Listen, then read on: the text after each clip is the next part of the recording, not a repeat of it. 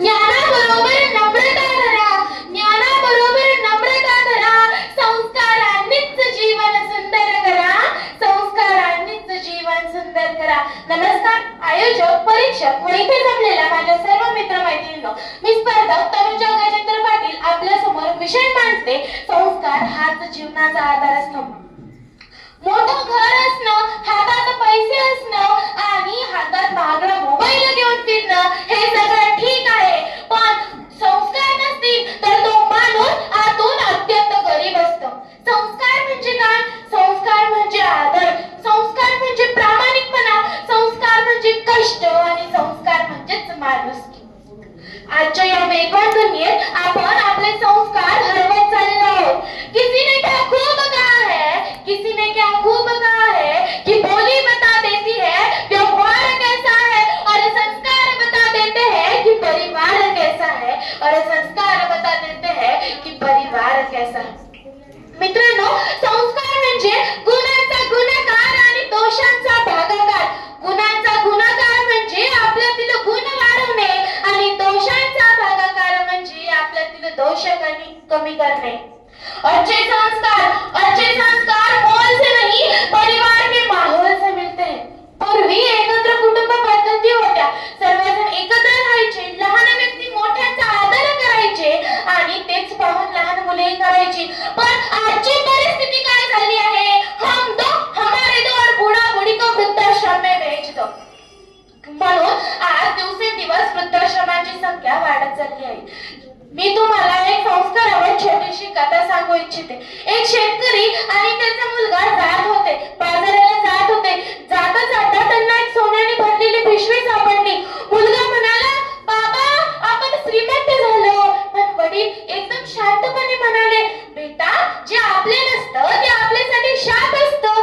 ती पिशवी त्यांनी गावात परत दिली आणि ती पिशवी एका व्यापाऱ्याची होती. तो व्यापारी इतका खुश झाला की त्याने त्या मुलाचा सर्व शिक्षणाचा खर्च उचलला. यावरून आपल्याला एक गोष्ट समजते, सोनं नाकारला पण संस्कार जिंकले आणि आयुष्यही उजळलं. मित्रांनो, जेव्हा छत्रपती शिवाजी महाराज यांच्या दारात सुभेदाराची सून नजराला म्हणून आली होती, तेव्हा छत्रपती शिवाजी महाराज म्हटले, अशीच आमची आई असती सुंदर रूपवती, आम्ही सुंदर झालो असतो, बदले श्री छत्रपती, बदले श्री छत्रपती. छत्रपती शिवाजी महाराज यांना परस्त्री आपल्या माताबहिणी सारख्या होता. हे संस्कार आपल्याला राजांच्या कुटुंबातून मिळतात. हे संस्कार आपल्या राजांच्या कुटुंबातून मिळतात आणि ह्या संस्कारांची गरज आजच्या पिढीला खूप आहे. मित्रांनो, मध्यंतरी पुष्पा 2 नावाचा पिक्चर येऊन गेला. यामध्ये झुकेगा नहीं साला हा डायलॉग बघितल्यावर आपल्याला बरं वाटलं. पण मित्रांनो, त्या पुष्पा पिक्चर मध्ये झुकेगा नहीं साला म्हणणारा तो पुष्पा आज तुमचा आदर्श असेल की नाही हे मला माहित नाही.